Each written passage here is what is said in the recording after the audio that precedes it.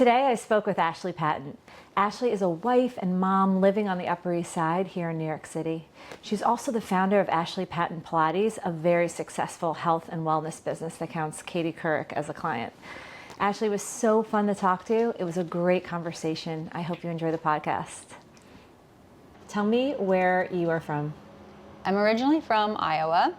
I went to ballet boarding school in Virginia, and I moved to New York by myself in high school to dance professionally. So sorry, I had no idea. I'm usually not quiet when I'm listening to someone. Wow, so you started young. Yeah.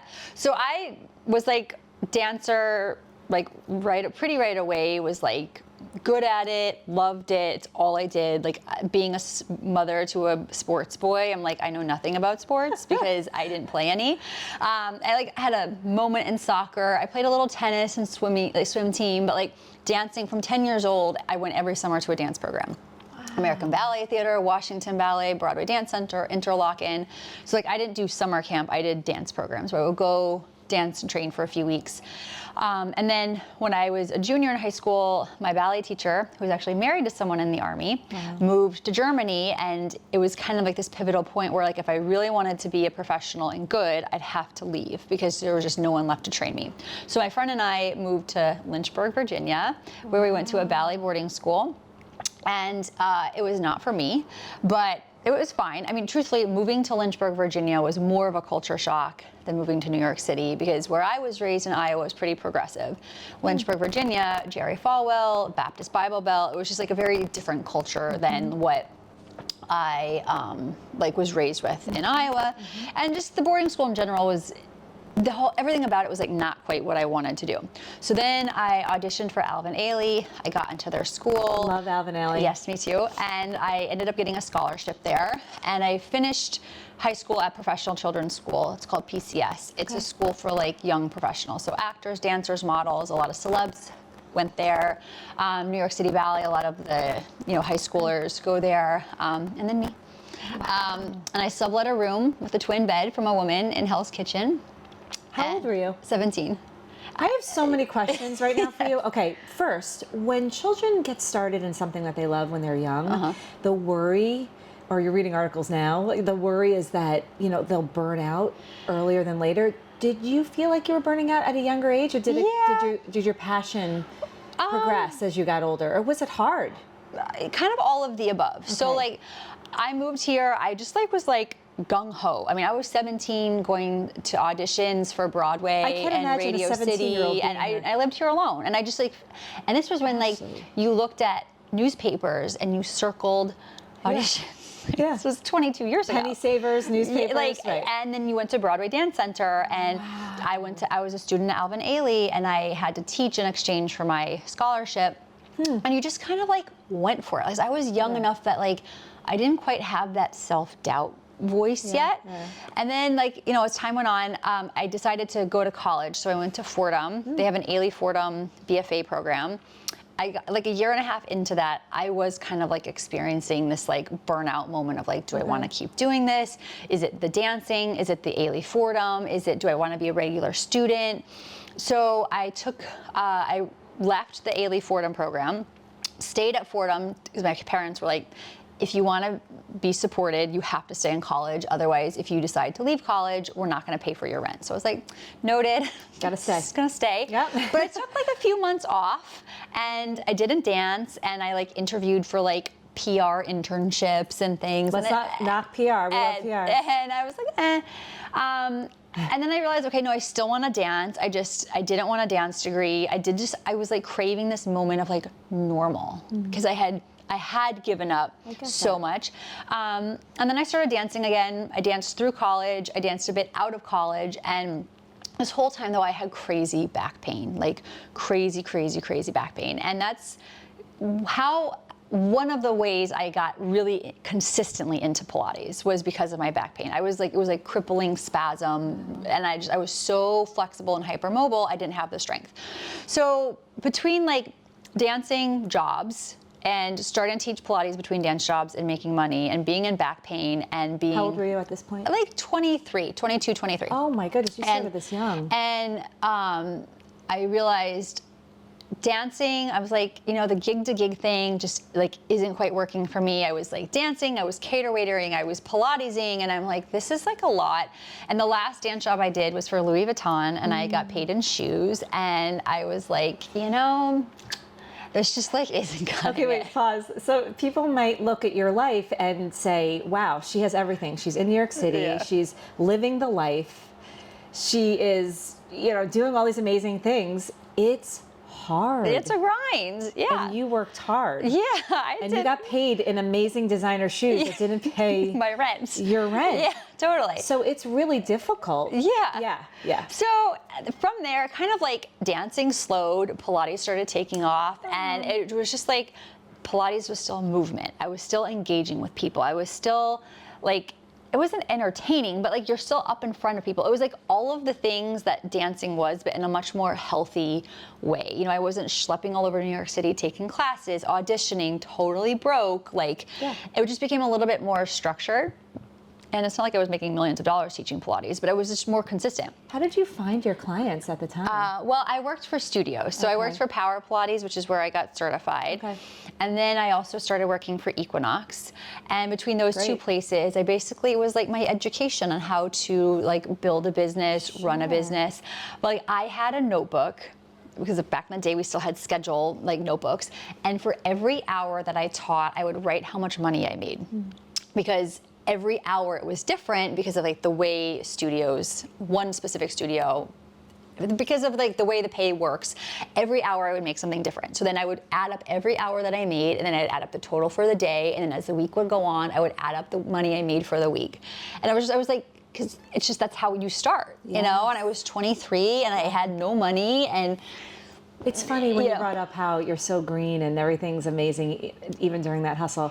I felt the same way in my 20s. I was making the least amount of money, but you didn't know any better, and you look back and it was some of the most amazing moments, because everything was new and you're just figuring it out. And so I still have those notebooks like in a box up high. Like I know where they are, and I'm like, God, I can't believe like dust them off. Remember where you came from. Totally. So that back pain obviously was from dance, overuse? So yeah, just dancing. Okay. It was a mix of being so flexible and like obviously when you're a dancer, being really flexible is really coveted. It's desired. It's like looks great, but I didn't have the strength to balance the.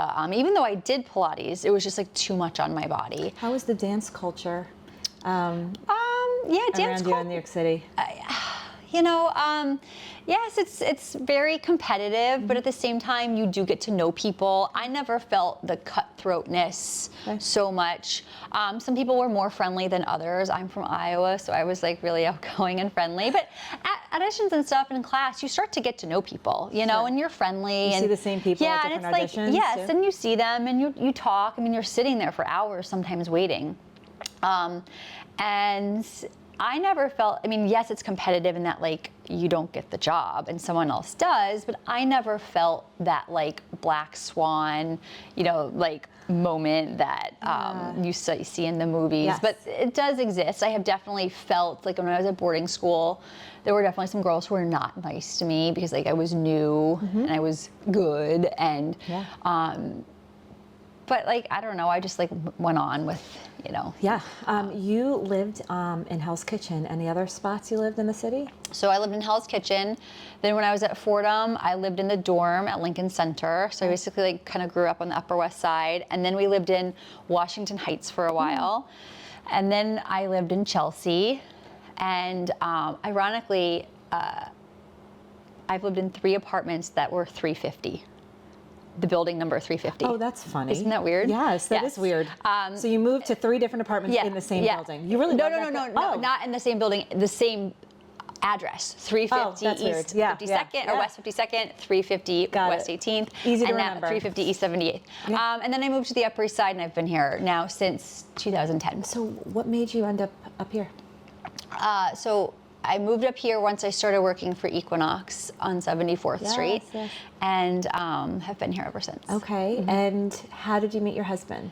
At that Equinox, 74th Street, yes. Oh, how long have you been married? Almost 10 years. Okay. Yeah, we met in 20, 11. He was a client of the Pilates studio that I managed, and I was not a creep. I was always very professional at work, but he called the studio and he left a voicemail, and I was like, who is this guy who wants to do Pilates? I really like his voice. So I called him back and I booked him for a session that night with an instructor, and I did stay because I was kind of curious, like, who's this voice, who's this guy? Again, super professional. I saw him walk in, I was like, his energy, not even like his look, just like his energy. I was like, oh, this guy. I'm like, that's interesting. But I left and I did follow up to make sure all was okay. But I left it at that. And then like a week or two later, his instructor, Alyssa, calls me and she says, Ashley, Ross is checking you out, and I feel like you guys should really like get to know each other. I feel like you might hit it off. And literally, like, she hangs up the phone, he calls her, because this is like still when people called each other a bit. And he said, Alyssa, I don't want to make Ashley uncomfortable, but would you ask her if she wouldn't mind if I asked her out? Which I really appreciated because I worked for Equinox. I started working there in 2006. So I'd worked there for a long time. And over the years, like, people didn't really respect that, like, this is where I work. Whereas like members go there, hang out, they might, but like it was my place of work, right? I like that. So I really appreciated that. And he called me, and we were supposed to have a date after Memorial Day. And then Memorial Day weekend, he was like, I rented a house in Montauk. Would you want to come? And I was like, sure, why not? So I got on a train to Montauk Saturday morning. How far is Montauk from the city? Like 3 hours. 3 hours, yep. Yeah, and we went paddleboarding, and like the rest was history. Yes. And it was like definitely a bold move, but I felt like if he's a creep or it sucks, I'll just get on the train and go home. It worked. My husband always says, I made a lot of bold moves. You can make fun, but we're married. So it worked. So it worked. He did a good thing. Yeah. That's so great. The rest is history. Yeah, that's wonderful. You told me a story some time ago about his family is the biggest. He has the biggest Italian family in Chicago. Yes, in what Chicago. So his grandmother was it was either great grandmother or grandmother, I can't remember now which, was the largest family at the time in Chicago. She was one of 22. Largest family or Italian family? Family. 22. Because she was one of 22, but they had all come over from Italy. And then his mom was the youngest of 8.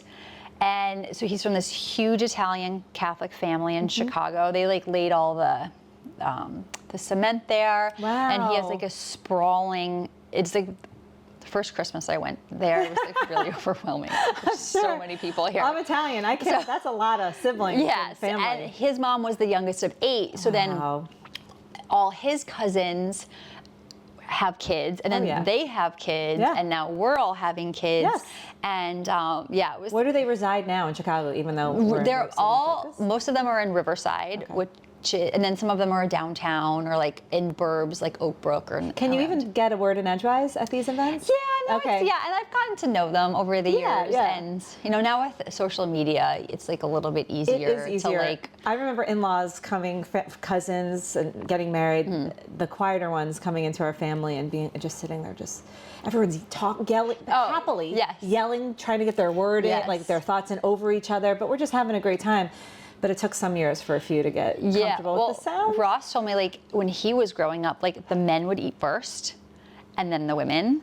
And it was just like, that's how it was. I know. Very old school. He's not first generation, but he's around family that are from there. Yeah, there's a lot of old school. So I love that. So you're on the Upper East Side now. Explain your family. So Ross and I have one child, Lincoln. Okay. He is almost 6 in first grade with your Duke. And we live down the street from here. And we're a super sporty family because Lincoln is like sports obsessed.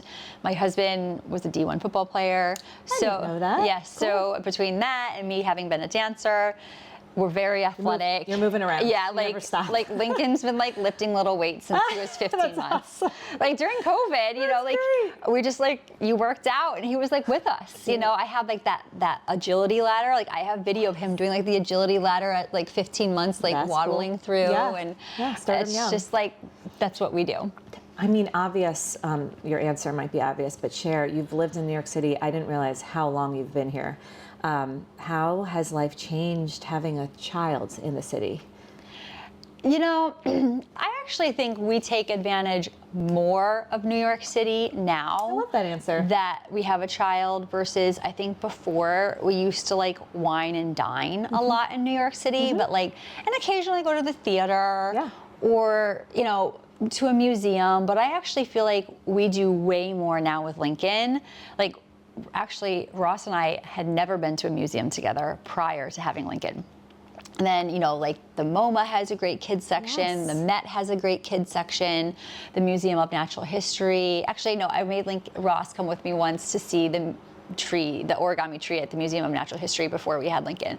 But like, that's just something that wasn't like our thing. And now we have a kid, and you know, or like Yankee Stadium, you know, to see the Mets. We actually just bought tickets, season tickets with the Knicks. So like we do way more now, and I've taken him to see shows, you know, like all the Sesame and the Paw Patrol, like some exhibits. There's always exhibits popping up for every kids. You know, Color Factory, Museum the of Ice Balloon Cream. Factory, Museum Did of you Ice go Cream. to the balloon? The balloon show was really good. It was? Yeah, it was super fun. Museum of Ice Cream was my favorite though. It was. I ate my way through the entire. Oh my God, Lincoln was in heaven. I was in heaven. I thought it was really cute. It was so fun. Yeah, we were really there. I took him there on my birthday, so it was like a Christmas time. Cute. And when's your birthday? November. November. But it's like the beginning of Christmas festivity, and we had the best time. Yeah. So you name it, we have done it. I love you're the first person to respond like that. That is true. I feel the same way. You take advantage or more, or you're like, let's go on an adventure today. Yes, you or like get on the ferry and you go down, or you go to different areas, or around the city. zoo, or like up to the Bronx, Yeah, or like we I go to love Little that. Italy. Do you guys ever go to Little Italy? We used to all the time. It's funny. I have not been there in a few years. We go a couple times a year. Okay, so I'm gonna have to ask you for updated I have a good great restaurants. restaurant up there. Great. Actually, share it with us. It's called Tra di Noi. Okay. And it is so good. Okay. My client actually operated on the chef. That's how I got to know that recommendation. We've eaten there many times. What street is it on? Do you remember? It's okay. We can. Is it on Arthur Avenue or just off Arthur Avenue? But it's so good. Oh, that's so good. I will take my mom's from Italy. Okay. We're first generation American, so we love taking them down there and for festivals. San Gennaro, did you go to the We San haven't, Gennaro no, we've Festival? never Okay. taken him to San Gennaro, but we should do that. It's like kids love it. Yes. Everyone's on the street. The Yeah, waiters I are trying went to a get you to long come. time ago. You Yes, know, it's fun. Yeah, booths and whatnot. It's fun. Challenges. Are there challenges here raising a child? Absolutely. When it Name a couple. rains or when it snows is the worst It is the because worst. you have to like schlep your child and the stroller and Yes. the stuff, and it's raining and you just like get wet. Yes. You just like I accepted that like a long time It's ago. funny, forget being a parent. I always say New Yorkers, like everyone wants to cancel when it's raining. It's like, it's raining. Should we meet up tonight? Yeah, like Or should we wait? Yeah, totally. Yeah, rain's the worst. So I feel like the weather, and also it's just hard even when you're inside. Like last weekend, it rained the whole weekend, and Ross and I were like, I wish there was like a rec center. We could like go play basketball inside, or like where is there a place we could like Totally. go play? Yes. And because Lincoln, now that he's older, He's an like active kid. he needs to burn Yes. energy. And pre-COVID, they had all those little kiddie play spaces, which he's grown out of now. I But all those remember. places closed. Yes. Like we used to do those. Like you could go burn an hour or two. It's funny, years ago, I was like, we need a restaurant where you go and sit down, you and your husband Yeah. or whoever, friends, can sit and eat, and then there's a Play. big like a play safe area. space. You could sign them in, and maybe you could see them from afar. Yeah. We don't have anything like No, that. I know. I know. So I think that's the hard part. I mean, we just suck it up and do movies, or I know. I'm like, okay, like endless TV and snacks today is what it is. gonna be Or fine, we'll truck don't worry. out, Yeah. and you know, like last weekend we rented a batting cage and just like that's fun. hit balls, and like Yes. that was fun. Yeah. But that's to me the hard part is like, where do you burn that energy when We the all weather feel that. sucks? That's never going to Yes. end. But does Lincoln, his school, are you nearby your home to your Yes. school? And does he go to public or private? Okay, he goes to public school. Goes to public school, and it's Yes, nearby. You yes, walk there? Yes, 78th in York. So my whole life actually resides on 78th Street. I was going to ask. Tell me And your I do commute. think this is one of, I feel very grateful because my life is very streamlined, and I do think that once you become a parent, if you can, to streamline your life, like my life is very efficient, and so I think it allows me to mom the way I want, to work the way I want, to save my energy for like what matters. So we live on 78th and 3rd. My studio is 78th, 1st and 2nd, and Lincoln goes to school on 78th in New York. So 5 minutes? Yeah. Like I could really be to his school in like 2 minutes. It's pretty incredible. School could be getting out, and I could be just the last one to get him. That's incredible. But yeah. Talk about being a mom, wearing many hats and getting it done. I love that. Yes. Now that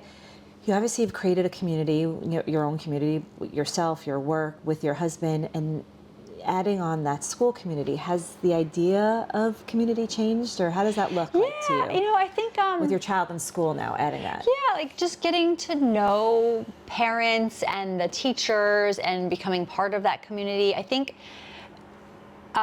you know, it was a little disjointed, the start of it, when Lincoln was in nursery because of COVID.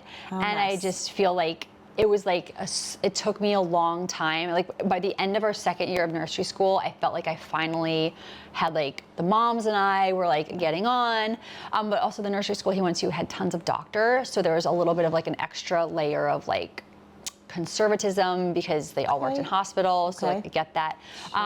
But it just took a little bit extra time because like people weren't doing inside play dates, or it was just like, you know. That's hard. That was not normal.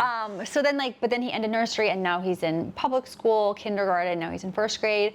So I think just, you know, getting to know everybody. And I will say what I love about public school is, because we all live in the neighborhood, like you go to the park and inevitably like Lincoln has friends. Like you just, or he'll be walking down the street, hey Lincoln, hi. I'm like, you have more friends on the Upper East Side than I do. Yeah, I feel the same and way. So yeah, I'm sure you do with 3 kids, like you have even more like going on. And as they get older, you're meeting more and more people in different grades. Yes. So I do really like that, that like it does. And I remember a friend of mine whose daughter is at our school, she told me, she said, Ashley, you will feel this strong community because everyone lives nearby. Whereas like my friends whose kids go elsewhere, like they might have a play day uptown and then West Side and East Side and then Tribeca, and then it's like everyone's all over. So it's really nice that you can just like show up. And we've gotten to know kids, and Lincoln has 2 that aren't in his class, but he just always plays basketball with them at the park. Like that's really nice. I know, it's really special. New York, you know, it's always bustling. People come into the city, you feel that palpable energy. We feel it every day. How do you balance that? I mean, you're in the space, so I look forward to hearing what you have to say even more. But how do you balance mentally and physically that energy every day? How do you ground yourself? I think I'm really big on scheduling and setting boundaries, and I also just not overscheduling myself, because I am a classic overscheduler, like to the core, because it's just like my personality of like perfectionist, type A, do it all. I can do it myself. I don't need your help. But I think doing less and scheduling in that self-care time, saying no is really hard. So how did you learn? I think just like... Have you always been someone that could say no, or did you have to learn I had to learn. Like, how did you learn now, I think just running my own business, and you just like, you have to have a minute, because like there's always, you know, that oxygen mask theory that they say about a mom. Like you put your oxygen mask on before your children's. Definitely. Same thing, even like, so I teach Pilates to people for a living. So for me to show up for my clients, I have to have a moment, my cup has to have a bit fullness to it, because I give to people all day long. And then I go home and I give to my husband and I give to my child. And I definitely sometimes hit these moments where I'm like, I can't talk anymore. I'm so exhausted. And I've had to pare back how much I work. And I have to like add in some time to like literally do nothing, or not be, just chill and not be productive, or like to do my workout, or to like say, okay, it's okay that I'm not booked with clients today. I'm going to take that time and do some other things that have been like wearing on me that I need to get done. So like setting boundaries, scheduling things in, and also asking for help. So to anyone who is doing their own business, like when you can, outsource what you are not an expert at. And it's hard in the beginning because when you're like, every dollar I still make, I reinvest into my business, every dollar that I can. But there's a lot of things that I'm not good at that take me a lot more time. So like I have a branding company that does my branding. They did my website. They've made endless templates for me, from email to social media. But it's great because I don't have that visual eye that they do, and they make it for me, and then I just plug in, plug out what I need. So smart. And it's been like the best investment, Yes. because spending time on Canva or on Squarespace making these things, I'm like, I don't even know what to do. And then I get like, that decision fatigue. Yes. And paralysis. yeah, also. you're That's just like, you're paralyzed by and everything. then like 2 hours have gone by and you've done nothing. Yeah. So now, and I have hired a PR firm in the past. I've hired a marketing woman in the past. Okay. So I've hired like different people to help me out. I have a bookkeeper now, like QuickBooks. Like I wasted so much time and energy on QuickBooks doing it wrong. Yeah. And then I paid my accountant a lot of money to fix my QuickBooks. And I'm like, nothing about this makes sense. Yeah. Like what I pay my bookkeeper, I can easily make back teaching. So I've just realized that it's worth it. In some ways that you feel guilty because you're like, oh, I should be doing it myself. But like, I'm not the expert at these I think things. that's really smart. And there are times I do it myself, but then when I can, I outsource. Like I clean my studio, but then I also have someone come in and clean it for me sometimes to like give it that extra deep clean. Because Yes. again, I don't want to spend my time doing that when I could be with my son. Yes. Or if I'm spending time doing that, I'm probably paying a babysitter to be with my child. And sometimes that's the break you need, Yes. is like clean the bathroom. Yeah. But sometimes, People can relate to that. there are definitely moments like, I would rather be folding laundry right now.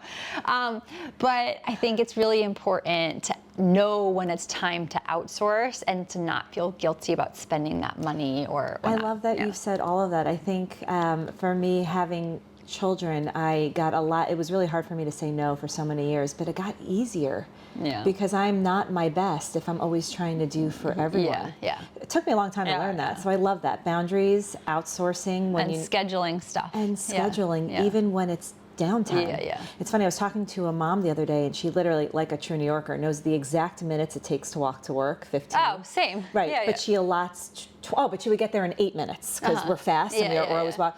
But she allots 20, so she can breathe as she's walking, or actually look up, or look around. And it could be something really simple, just intentionality in whatever you're doing. Totally. I love that. Goes a long way. Yeah, vacationing. What do you do during the summers? So we go to Montauk, which is so you still go there. Yes, we still go there. First date, and then you continue. It's truly where we fell in love. It's and amazing there. It's the end of Long Island, for those who don't know. Yes. It's a very, very special place. It really is. It's a huge surfing community, and it's incredibly beautiful. The sunsets and the sunrises are like my favorite. We live in a neighborhood called Ditch Plains, and it's like a surfing neighborhood. It's some of the best surf. Do you surf? I did when I was younger, before I had Lincoln, and I would love to like kind of get back into it, but it's the kind of thing I think that if you don't do it consistently, it's really hard to get good, and then it's not very fun until you're good, and then I'd have to give up other things that I also love, like running and Pilates, and so I just feel like right now where I'm at, I'm not there. And also, if I'm at the beach, like I'm with Lincoln at the beach. So yes, maybe he'll want to someday. I do think next summer he wants to try. Like there's surfing camps in that area. Yeah, right? there's we have tons of surf instructor friends, and like he does boogie boarding, and this summer I let him kind of go out by himself and figure it out, and him and Duke should go. Duke loves boogie boarding. Oh yeah, definitely. Yeah. He has like a whole group of boys that you show up at the beach, and Montauk is an incredibly an incredible community. I have a great mom, friend. The street we live on, almost every house has kids that are Lincoln's age. So Oh you my just gosh. it's very Sounds magical. It's very 50s growing. Do they house. camp together? Do they go to day camp during the day? Yes, they go to day camp. But Lincoln will walk 2 doors down and knock on the door. Can Charlie play? Or Charlie will knock on my house. That is and old Lincoln school. play. It's very old school, and it's a very safe, quiet neighborhood. There are some people who drive really fast. Drives me crazy because they it is a very popular area to go for the beach. Yes. But we have had the house there since 2012. We lived there for a year and a half of the pandemic. Okay. And it was great. Yeah, it was it is like, kind of great. quiet, but like you could really like kind of live your life because you were outside, and you know, you could just show up at the beach and As play with friends. people may not know, New York City was shut down longer than most, more Yes. restrictions than most Yeah.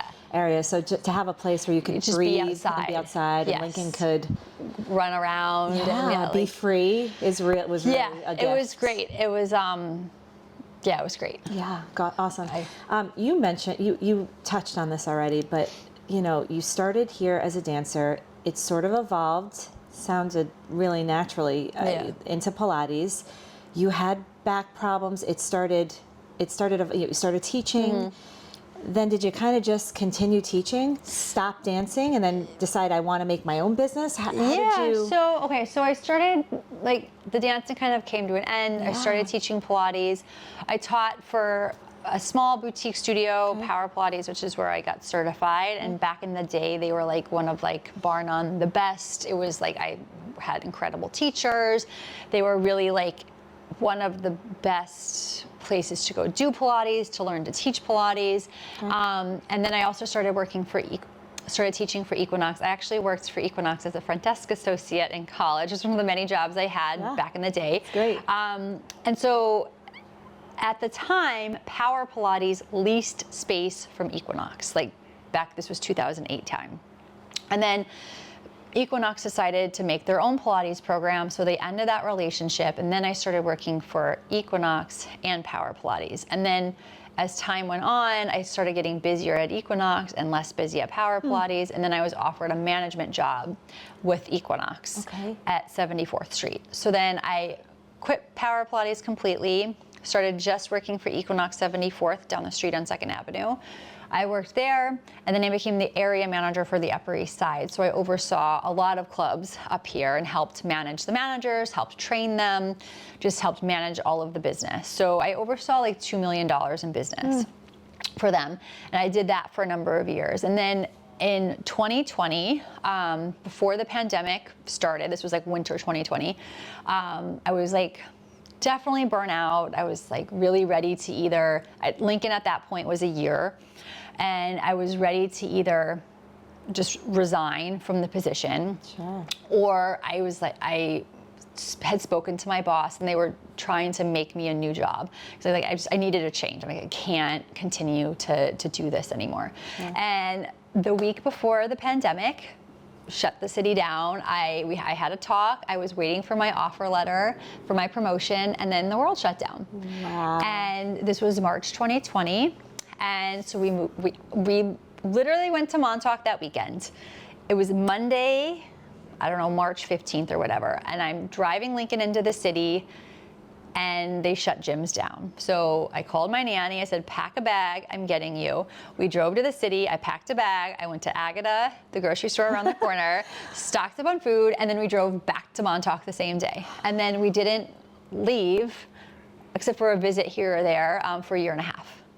And during this time, at the beginning of pandemic, I worked for Equinox virtually, and then I did my own thing with like live classes and whatnot. And then as it looked like, things weren't changing, and Equinox was ending our, we were paid 100% and then 75% and then 50% and then it was no more. And then it was only whatever we worked. Like if we were seeing virtual clients, then we'd get paid, our rate. But they weren't just paying us to pay us like a lot of people were doing. So at that point, I just made the decision to resign because we weren't planning to leave Montauk anytime soon, and there were rumblings of New York City opening again, but it was just a structure that wasn't going to work for our family.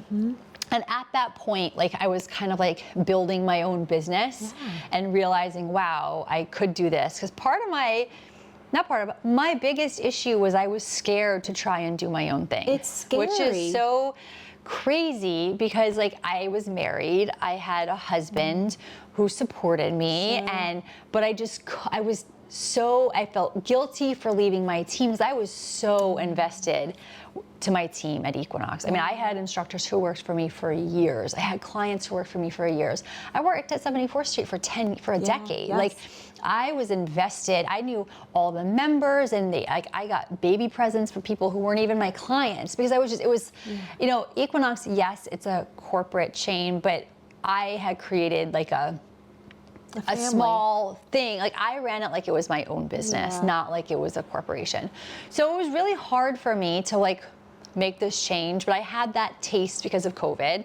And then I resigned officially from Equinox, and then from there I started really building my own business, and I shared a Pilates space in Montauk with someone during COVID. It was a tiny, it was probably like, I don't know, 10 by 10. It was small. Yeah. But meeting Victoria was a huge blessing, because it gave me a place to go. And I would see some clients there in person. We'd wear masks and do the whole thing. And Victoria wasn't there during the winter. It was just me. And then I would see clients virtually, you know, in between my in-person people. And then I started filming content there and creating all of what is now my on-demand platform. So it almost, I mean, COVID was awful, but it almost allowed you to naturally just transition. Maybe you might not have done it, or as soon as... Oh, 100, all of the above. So all of the above. It's very interesting how like everything it took a just world sort of disaster. And I think anyone, we'll get to the starting a business later, because I think that's scary for anyone. And on top of what you built, that is hard to leave. So you were working out of Montauk. Were you doing it's really hard to start a business at first year, really difficult. It's a roller coaster.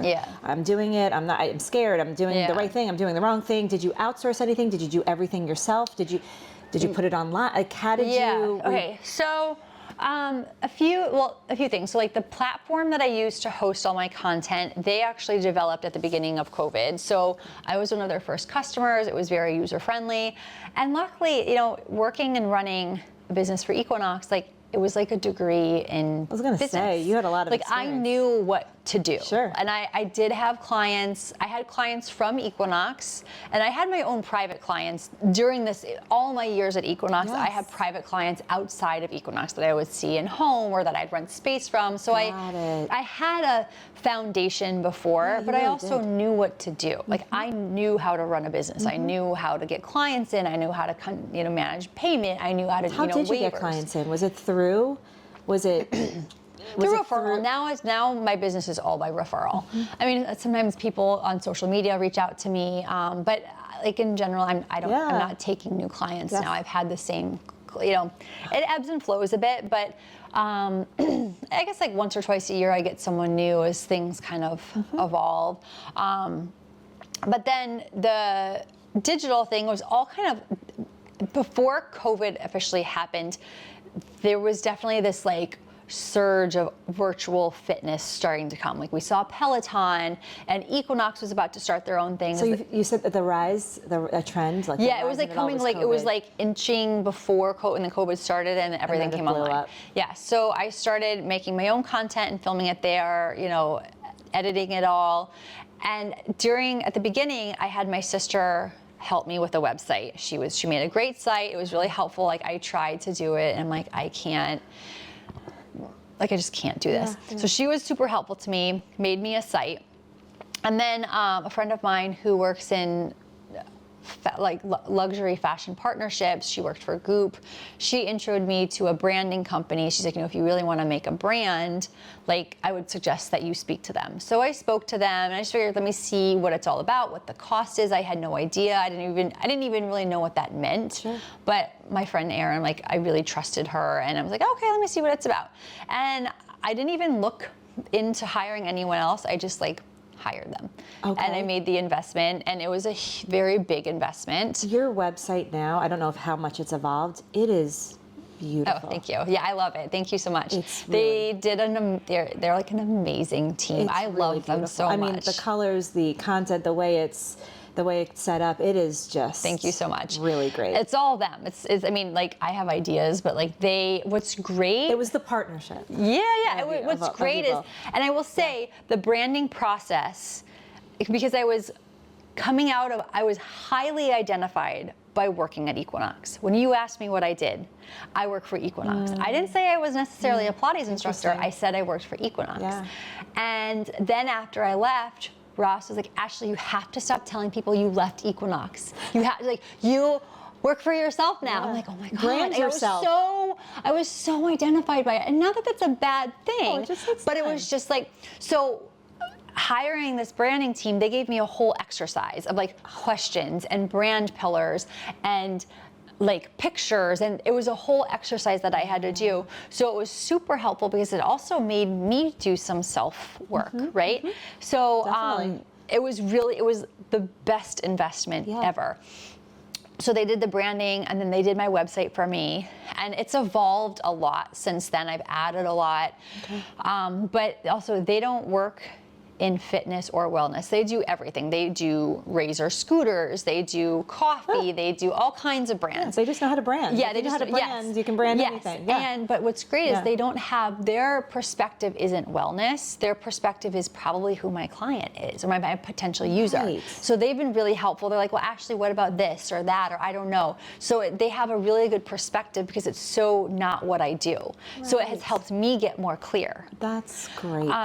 And you know, every time I say I'm going to stop using them for something, like I can't. Like they're so good. Why? Your They're not brand is stop using them, incredible. but it's an investment every time I pay. And but now Getting into the nitty gritty, are you paying monthly or do you pay by I pay project? by the hour of By like the the hour. project. That and some things, although most things now only take 3 or 4 hours because also they know me and I know them, and also there's a theme, right? So like they don't have to necessarily come up with a new idea. They just have to bring themes to the thing that I'm doing. Yeah. So, but yes, it was by far the best investment and worth every single dollar. It sounds like a question I should have asked in the beginning, but you know, as we're going to get into women and wellness and whatnot, how does Pilates specifically help your body for someone who has never done Pilates? No, Explain it. good question. And Pilates is very, it's evolved a lot since really in the has. last 20 years. Explain that too. So I will, so Pilates is an overall body workout. Yeah. Most exercises have a strength and a stretch component that happens simultaneously. It creates, it helps strengthen what's loose, it helps loosen what's tight. So it's a very efficient workout. It's a workout that will simultaneously kick your butt, but also make you feel really good. In general, you are not insanely sore from a Pilates workout, and soreness should not be an indicator for whether a workout is working, and it should not be an indicator for whether it's a good workout or a bad workout. Being so sore the next day from a workout that you cannot walk down the stairs or sit down in a chair is actually a sign that the workout was too much. You could have gotten injured and is not the right workout for you. I love it. You said that. It's really important to think about because Pilates can be subtle.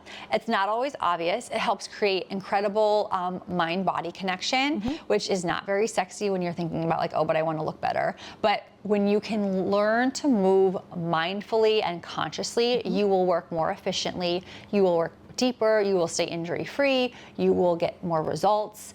It's a very conscious workout. You have to think about what you're doing. There's choreography, there's alignment.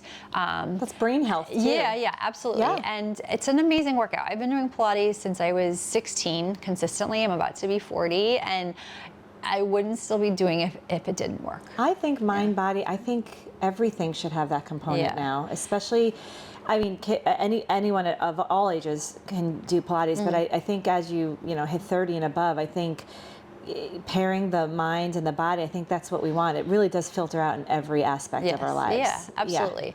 So now Pilates, I guess to touch on like how it's evolved. So Pilates has been around for like about at least 100 years now.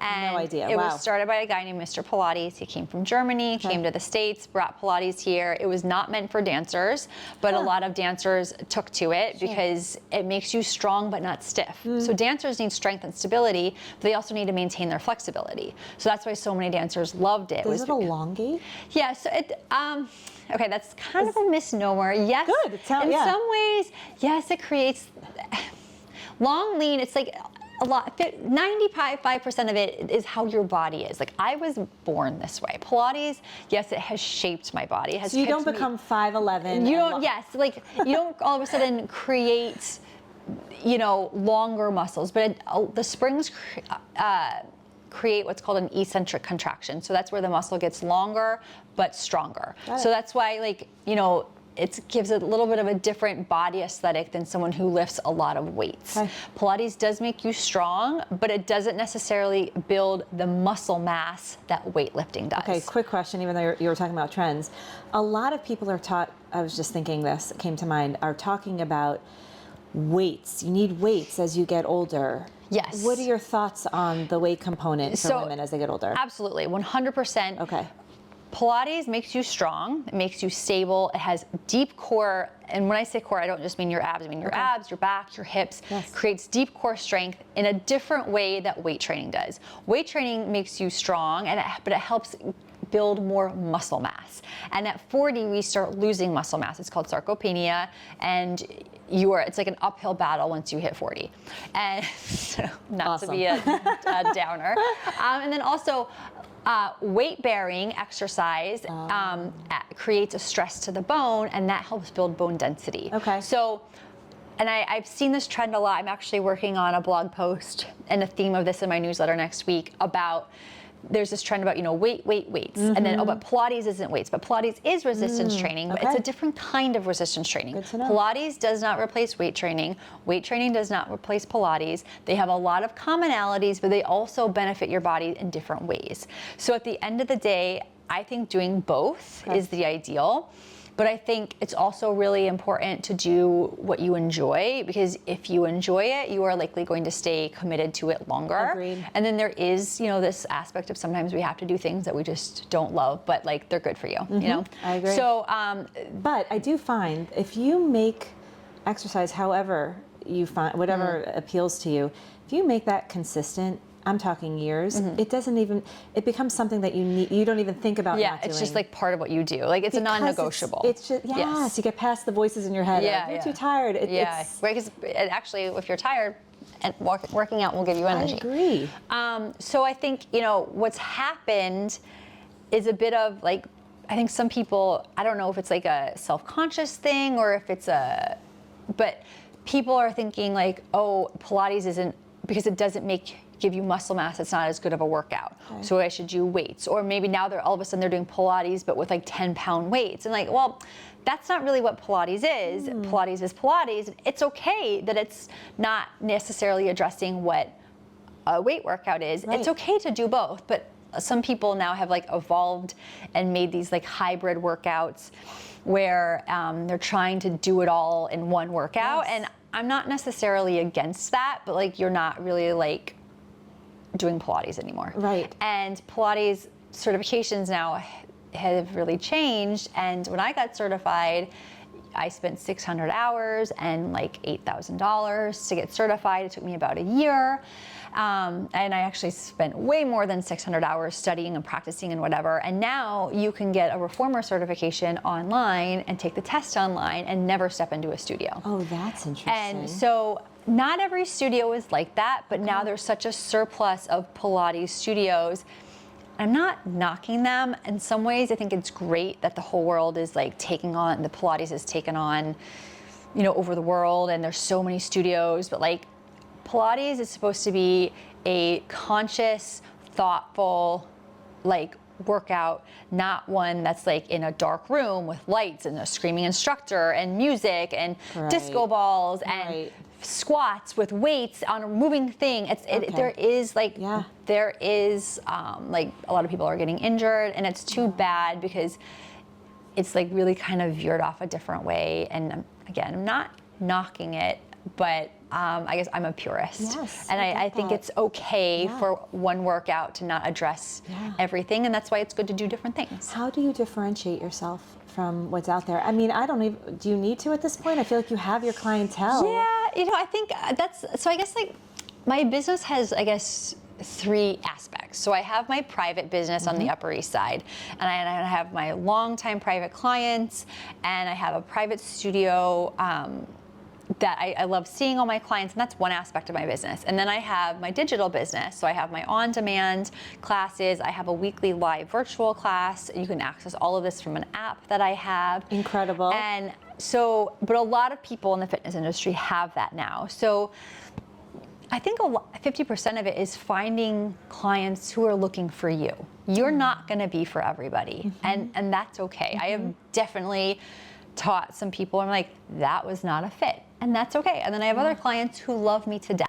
Yes. And then I also have a blog on my website. So that's like that's like another part of my business. So I think how you differentiate yourself is you're authentic to who you are, and you try and do who you are and what you need to do and what you love to do, especially when you are running your own business. If you do not love it, it is not worth it. Right. There's no one to do it for you. There's no one to call it in.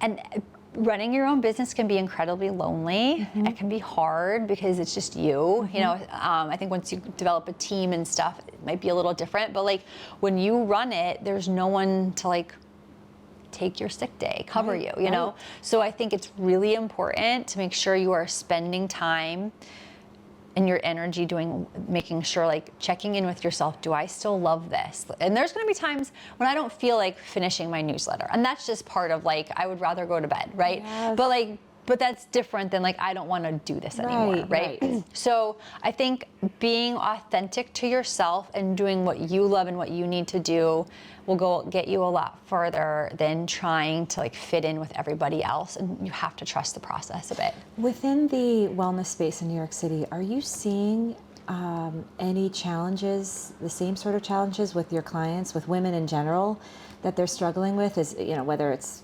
diet, maintaining, exercising, the balancing of it all, you know? I think what I see in New York City with my clients and just in general is, you know, just the internet. It's the internet. Just because it's on the internet doesn't mean it's true, right? Like you can open Instagram or Facebook, or I mean, I don't do TikTok because I'm like, that's a boundary. So like I can't do it. It's a lot. It's a lot.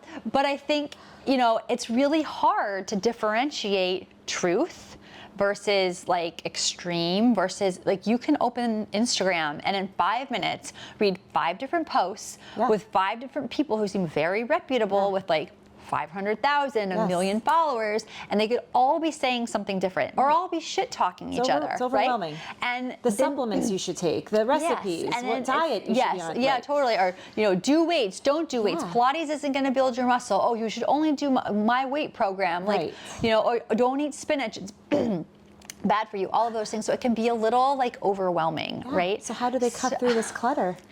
I don't know. I think this is like kind of a lame answer, but you just have to do what works for you. You know, that's not a lame answer. Like you have to just start. Just pick something and learn see what do you enjoy. Yeah. But it's I feel that way, and I work in wellness. Like, and I'll read something or see something, and it's overwhelming. So I think it's just hard to turn out the noise. And I also, something I do when I'm feeling really anxious or overwhelmed or super like low confidence on something, I stop looking at my phone.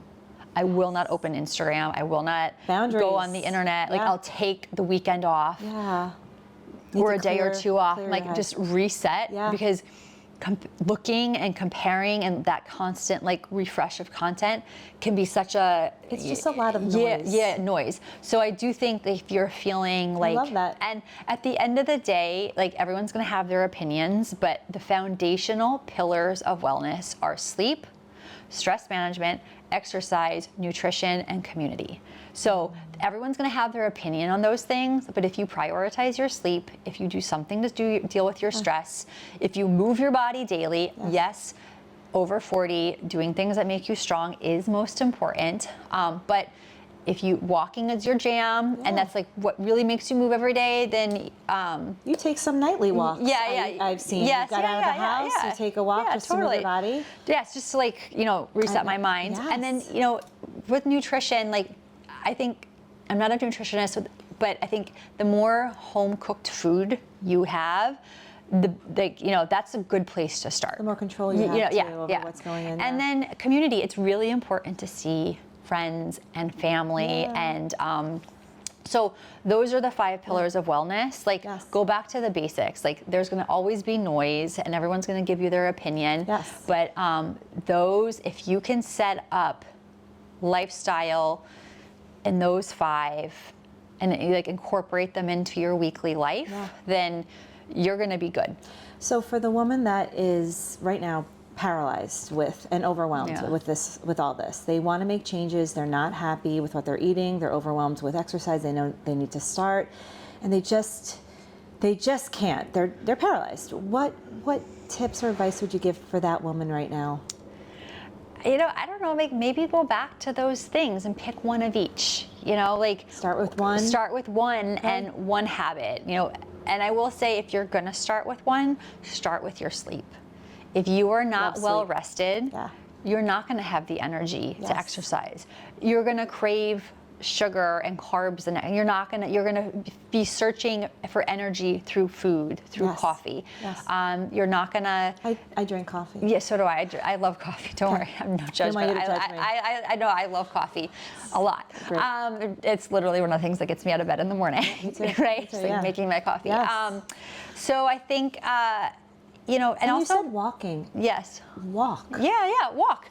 I think, you know, and managing your expectations. Like, Rome wasn't built in a day, and be reasonable with yourself. You're not, if you can't overhaul it all at once. Be like, manage your expectations of yourself, just like you manage your expectations of other people in your life.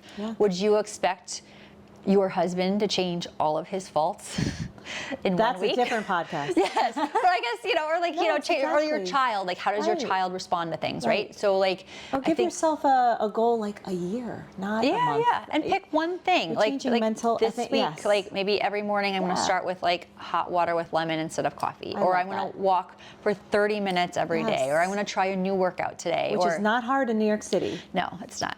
I know. Yeah, you can walk a lot. It's actually, when I live in Montauk in the summer, my steps are like 50% less. That's actually in the summer, if you saw me walking on Instagram, purely was like, by the end of the day, I was like, I have sat on my butt driving around so much. I want to go and like walk. Even doing things in the afternoon, bringing my kids places, I've walked like 5 miles just doing errands. Within like a 5-block radius. Yeah, it's wild. I know, right?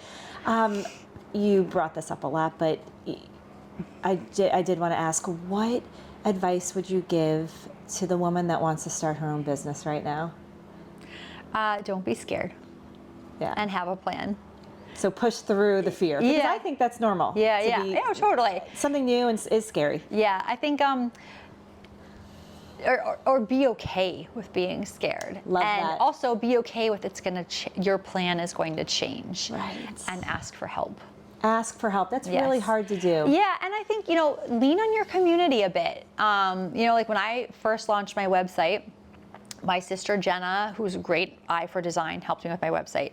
My other sister Jordan works for Google, so she has helped me with some SEO stuff. My husband works in finance, so he asked me all like the finance questions, and he's always asking me like, you know, well, what are you accruing? And I'm like, I don't know. No, it's helpful though. I know, but it's important, right? So, or I'll talk to my friends, and even my friends who do things that have nothing to do with, I'll bounce ideas off them, you know? So don't be afraid to ask for help. And a lot of people are always happy to give their opinion, you know, and support you and whatnot. Where do you see yourself? So you have this online presence, this private practice, you have this, you know, the wellness aspect of it. I mean, it's so rich and full. Do you see yourself doing this indefinitely? Do you, I sometimes do think about that. Like, am I going to be doing this at 50 or 60? And probably. Are you surfing in Montauk and you've sold your business? What are you doing? I don't foresee myself like franchising my business, but I do hope to continue to build. My goal is to build my digital business and to bring classical Pilates. And the foundation of what my Pilates platform is that a little Pilates goes a long way, and that 20 or 30 minutes. And I guess this is actually a good kind of answer to your question about like for a woman who wants to get started. Doing something is always, always, always better than nothing. Yes. Do not underestimate the power of doing 20 minutes of Pilates every day. 20 minutes of Pilates every day will serve you far beyond than 1 hour once a month when you decide to go take a class. I love that. Hands down, without a doubt. 20 to 30 minutes a day is going to shape your body. It's going to change your body. It's going to change your relationship to your body. It's going to change how you feel. Consistency over intensity all day long. Love that. So I think that is the foundation of what I do. Most of my classes on my site are, I would say, on average, 20 to 30 minutes, because the point is the point of virtual fitness is to be able to fit it in your day. Right. Like literally in your underwear or your pajamas when you wake up in the That's morning, the best or in part the of being middle home. of the day when you've just eaten lunch, Right. you're still wrapping things up, you get on your mat, you're in whatever. Like the point of virtual fitness is to be able to accommodate your lifestyle, Right. And to stay consistent. Right. Get outside, go do your class, whatever, on other days, but staying consistent is truly, sorry, this was the answer I guess I should have given to your previous question, you're good. is really key. Yes. And my goal personally is to build my digital business and to really help people understand and appreciate classical Pilates, and to like make it, Pilates is meant to make everything you do in your life better. Oh, I love that. I love that. We are going to move on to rapid fire. Okay. And I always say I try not to respond because who cares what I'm saying when you're. But I can't help myself. Okay, no problem. It's just fun. Okay. Subway or bus? Bus. Favorite spot for coffee? My house. Love that. What keeps you up at night? My son. Oh, physically. Yeah. So physically, he's like, "Hey, mom, I'm here." Yeah, he sleeps in my bed. Yeah. You're better than me. I couldn't Oh my sleep God. if I Well- had a child. I've tried. I can't do it. Well, the trade-off was he either would wake me up like more times than when he was a newborn, or I was just like, get in the bed. I have one of those. I can relate. And it was the lesser of two evils. I can can't relate. get him out. Yeah, he's there for life. That's another fine. conversation. Everyone can relate. So many people can relate to that. Favorite New York City activity with your family? Baseball game. Professional or your son's game? Both. Good answer. Favorite spot for coffee or drinks? So I actually don't drink, Mm-hmm. but I do love a mocktail, and it does not prevent me from going out. I will have. Mocktail. I love mocktails. Yes. Bars, okay. So yeah, I would like if someone asked me to go for a drink, I would say Yeah. yes. I just don't drink because it doesn't make me feel good. I have a lot of fun friends that don't drink. Yeah, We go out all so- the time. They grab Yeah, a mocktail. and never or eat club I soda, grab a whatever. cocktail, yeah. Yeah. Yeah. So I don't have a favorite place, but Yeah. I'm just happy to go out. You're just happy to be invited. Yeah. I'll just, invite you. Yeah. Go-to shopping spots. God. And you know some brands. So I'm the kind of person who, like, when I get onto something, it's all I buy. Yeah. And then I move on. So right now, what I'm wearing is Susie Condi. Okay. She's my fave. So she's been like my thing. But I'm like, I buy like a bunch of a color and then I wear it to death.